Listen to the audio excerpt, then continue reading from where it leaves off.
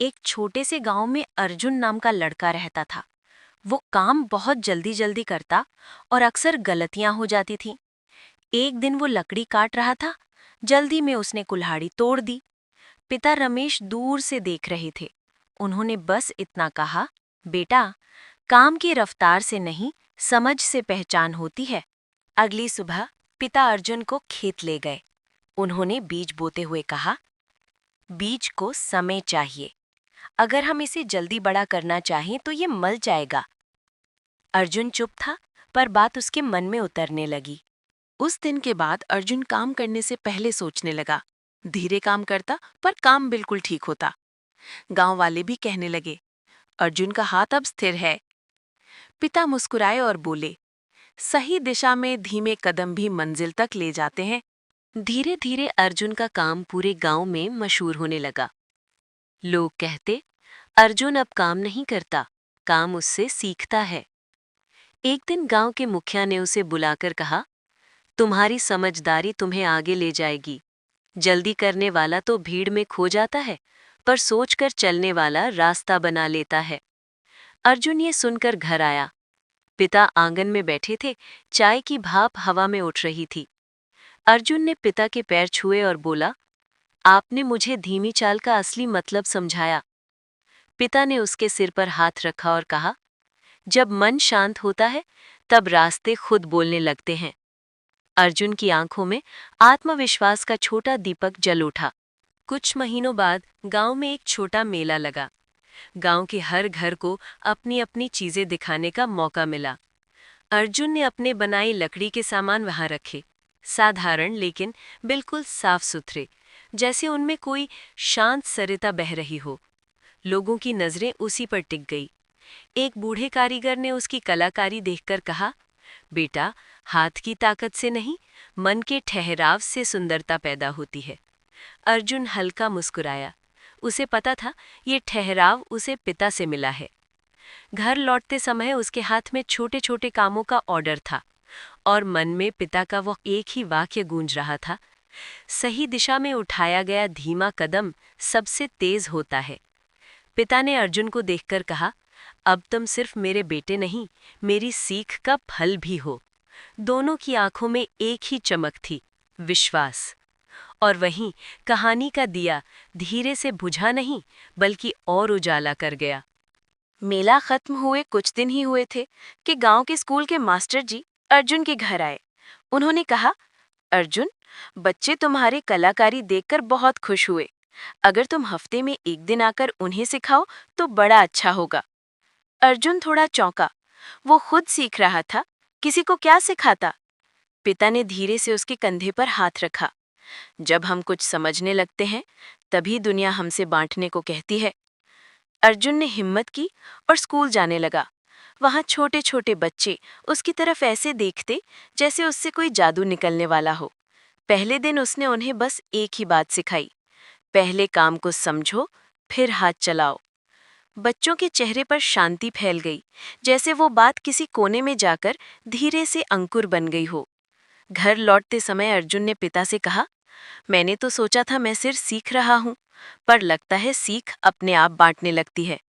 पिता ने मुस्कुरा कर कहा, जो सीख रख दी जाए वो बोझ है, जो बांट दी जाए वही उजाला बनती है। उस दिन से अर्जुन सिर्फ कारीगर नहीं रहा, वो गांव के बच्चों के लिए एक छोटी ज्योति बन गया और कहानी ने एक नया मोड़ पकड़ लिया। कुटिया बनने के कुछ दिन बाद अर्जुन अपने काम में और भी निपुण हो गया था। अब लोग आसपास के गांवों से भी उससे चीजें बनवाने आने लगे। लेकिन उस खुशी के बीच पिता धीरे धीरे कमजोर हो रहे थे। उनकी आंखों में वही शांति थी, पर शरीर अब पहले जैसा मजबूत नहीं रहा। एक शाम पिता ने अर्जुन को अपने पास बुलाया। आंगन में ढलती धूप थी, जैसे समय खुद भी धीरे धीरे बैठ गया हो। पिता ने कहा, बेटा, मैंने तुझे सिर्फ काम नहीं सिखाया, मैंने तुझे देखना सिखाया। अर्जुन ने पूछा, क्या देखना?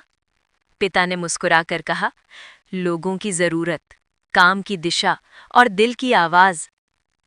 फिर उन्होंने अपनी पुरानी घिसी हुई कुल्हाड़ी अर्जुन के हाथ में रख दी। ये अब तुम्हारी है, इसका वजन लोहे का नहीं, जिम्मेदारी का है। अर्जुन की आंखें हल्की भारी हो गईं। कुल्हाड़ी उसके लिए सिर्फ औजार नहीं, पिता की छाया जैसी थी। पिता ने आखिरी बार उसके कंधे पर हाथ रखा और कहा, जिस दिन तुम्हारा काम किसी को संवारेगा, वही दिन मेरी सीख पूरी होगी। उस रात अर्जुन देर तक जागा रहा। कुल्हाड़ी उसके पास पड़ी थी, मानो उसमें पिता की सांसें अब भी हल्के हल्के चल रही हों। कुछ महीने बीत गए। पिता अब बिस्तर पर ही रहते। अर्जुन रोज उनके पास बैठता, कभी चाय देता, कभी पैर दबाता, कभी चुपचाप उनकी सांसों का उतार चढ़ाव सुनता। एक सुबह गांव के बच्चे कुटिया में आपका इंतजार कर रहे थे, पर अर्जुन उस दिन घर से बाहर नहीं निकला। पिता की सांसें हल्की थीं, पर आंखें बिल्कुल साफ, जैसे कोई लंबी यात्रा से पहले आखिरी बार दुनिया को देख रहा हो। उन्होंने धीमी आवाज में कहा, अर्जुन, कभी मत सोचना कि मैंने तुम्हें कुछ दिया। तुमने ही मेरे भीतर की उम्मीद को बड़ा किया है। अर्जुन ने उनका हाथ पकड़ते हुए कहा, आपके बिना मैं क्या हूं बाबा? पिता ने मुश्किल से शब्द निकाले, पानी की नदी जब आगे बढ़ती है, स्रोत पीछे रह जाता है, लेकिन नदी में स्रोत की आत्मा हमेशा बहती रहती है। उनकी आंखें हल्की बंद हो गईं। कमरे में एक अजीब सी शांति फैल गई, जैसे समय थोड़ी देर के लिए रुक गया हो। अर्जुन अब अकेला नहीं था, वो पिता की पूरी विरासत को अपने भीतर लिए बैठा था। उसी शाम उसने कुल्हाड़ी को पिता की चौकी के पास रखा और धीरे से कहा, मैं आपकी नदी बनकर आगे बढ़ूं माँ बाबा। बाहर हवा में कहीं दूर से पत्तों की हल्की आवाज आई, जैसे दुनिया ने उसकी प्रतिज्ञा सुन ली हो। पिता के जाने के बाद अर्जुन कई दिनों तक चुप रहा, पर उस चुप्पी में भी कुछ था। लगता था पिता की आवाज अब भीतर से बोलती है। एक शाम वो वही पुरानी कुल्हाड़ी लेकर कुटिया के सामने खड़ा हुआ। ढलती धूप लकड़ी के चूरे पर ठहर गई थी, मानो समय उससे बात करना चाहता हो। अर्जुन ने कुल्हाड़ी को हाथ में घुमाया और सोचा, अब ये सिर्फ औजार नहीं, मेरी राह का दीप है। तभी गांव का एक छोटा लड़का दौड़ता हुआ आया, भैया, मेरी लकड़ी की नाव टूट गई, आप ठीक कर दोगे? अर्जुन ने उसकी ओर देखा। लड़के की आंखों में वही भरोसा था जो कभी उसने पिता की आंखों में देखा था। वो मुस्कुराया और बोला, आओ, हम दोनों मिलकर इसे ठीक करेंगे। दोनों कुटिया में बैठे। छोटा लड़का टुकड़े पकड़ता रहा, अर्जुन उन्हें जोड़ता रहा। कुल्हाड़ी की हर चोट में जैसे पिता की धड़कन शामिल थी। नाव ठीक होकर सामने आ गई, पानी में उतरने के लिए तैयार। लड़का खुशी से उछल पड़ा, भैया, आप तो जादू करते हो। अर्जुन ने हल्के से कहा, जादू नहीं, धैर्य। उसी पल उसे लगा, पिता की विरासत अब उसके हाथों में नहीं, उससे आगे फैल चुकी है। गांव के लोग धीरे धीरे इकट्ठा हुए। किसी ने कहा, अर्जुन अब हमारे गांव का सहारा है। किसी ने कहा, इसके हाथों में भरोसा है। और अर्जुन ने उस दिन समझा, जब जीवन किसी एक हाथ से निकल जाता है, तभी वो सैकड़ों हाथों में बंटना शुरू होता है। उसने आकाश की ओर देखा, जहां शाम और रात के बीच एक पतली रेखा चमक रही थी, जैसे पिता कह रहे हों, चलते रहो, अब रास्ता तुम्हारा है।